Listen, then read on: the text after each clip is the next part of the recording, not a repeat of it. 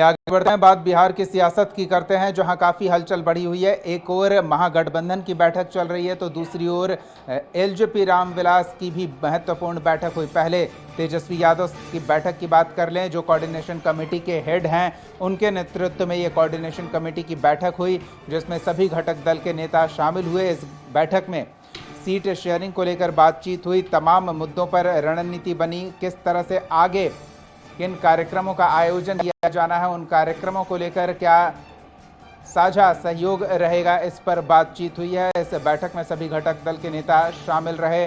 बैठक के बाद तेजस्वी यादव ने बैठक से जुड़े विषयों पर अपनी बात साझा की।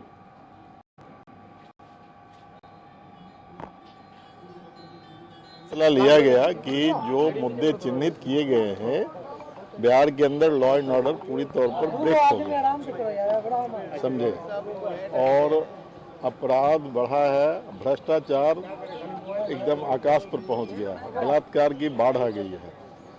इन सारे मुद्दों पर जो है आंदोलन में संयुक्त रूप से जाना है। आपको जो है मैनिफेस्टो कमेटी है, उसको कॉमन मिनिमम प्रोग्राम के तहत सारे कमेटियां एक साथ काम करेगी और हम लोग अपने मैदान में पूरी नई तेवर के साथ हम भाजपा गठबंधन सरकार को रोकने के लिए पूरी फुल प्रूफ कमेटियां काम करेगी। आने वाला समय नेता प्रतिपक्ष आदरणीय तेजस्वी और सभी मेंबरान, सभी सब कमेटी के मेंबरान कोऑर्डिनेट कर करके इस पूरे कैंपेन को बिहार के उन तमाम गांवों में ले जाएंगे जो हालात वर्तमान है बिहार की, उससे बिहार की आवाम भी अवगत है। एक परिवर्तन चाहती है बिहार की जनता, तो इंडिया गठबंधन के सभी साथियों ने इसी पर फोकस करके कार्यक्रमों को आगे बढ़ाने का निर्णय लिया है।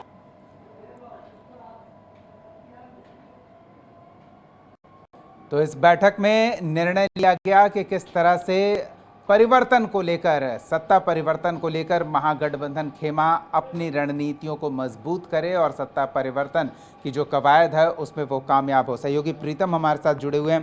प्रीतम, दो तीन बातें जो निकलकर सामने आई, एक तो अपराध के मुद्दे पर सरकार को घेरा जाएगा, उसको लेकर कार्यक्रम होगा, और एक कॉमन मिनिमम प्रोग्राम की बात भी की गई है। तो हम दोनों पर बारी बारी से जानेंगे किस तरह से सरकार को घेरने की रणनीति बनी, पहले उस पर देखते हैं। देखिए दीपक, सरकार को जहाँ तक घेरने की बात है तो लगातार कांग्रेस अपने ढंग से भी आंदोलन कर रही है, लगातार उसकी तरफ से आयोजन किए जा रहे हैं। और आज भी कांग्रेस ने एक बड़ा प्रोटेस्ट किया था पटना के इनकम टैक्स गोलंबर पे।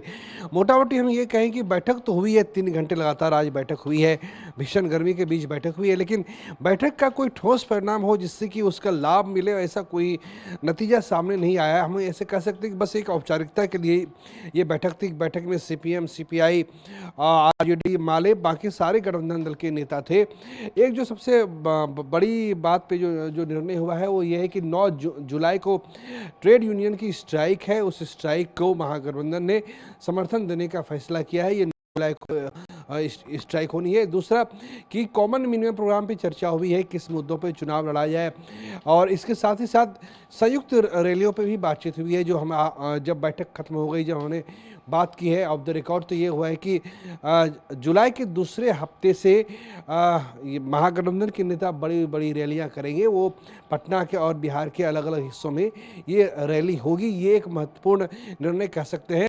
और एक रोचक बात ये हुई कि जब राजेश राम जो कांग्रेस के प्रदेश अध्यक्ष हैं, उनसे पूछा गया कि सब ठीक ठाक है, ये बताइए कि कितनी सीटों पे चुनाव लड़िएगा और मुख्यमंत्री का चेहरा कौन होगा। तो मुख्यमंत्री का चेहरा कौन होगा, तो इनका जवाब राजेश राम के पास नहीं था, लेकिन पीछे तेजस्वी यादव के साथ हर वक्त घूमने वाले और RJD के जो मुख्य प्रवक्ता है शक्ति सिंह यादव, उनने कहा कि CM पद का उम्मीदवार होगा तेजस्वी यादव होगा। इसमें पत्रकारों को कोई संदेह है क्या?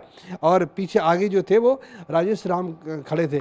तो भले ही कांग्रेस अभी इस बात को ओपनली लोगों के सामने नहीं रख रही हो, लेकिन ऐसा लगता है कि अब मोटा मोटी तेजस्वी के नाम पे सहमति बनी है।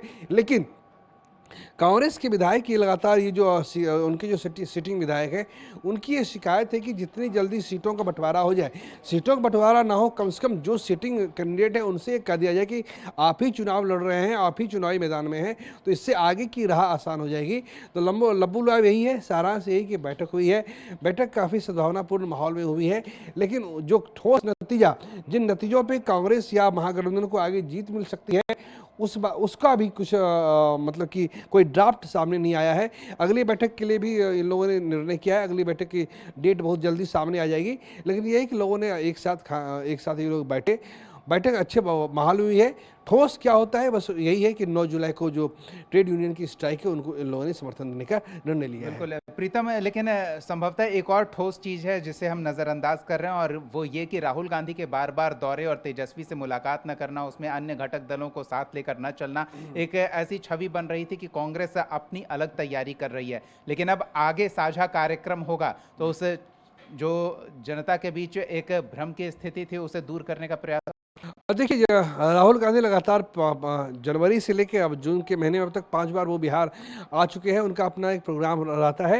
लेकिन देखिए राहुल गांधी का जो प्रोग्राम है वो प्रोग्राम एक बुद्धिजीवी टाइप का प्रोग्राम हम इसे कह सकते हैं कि कोई बड़ी रैली नहीं है, कोई बंद कमरे में 100 लोगों की, 300 लोगों की, 400 लोगों की एक बैठक हो रही है।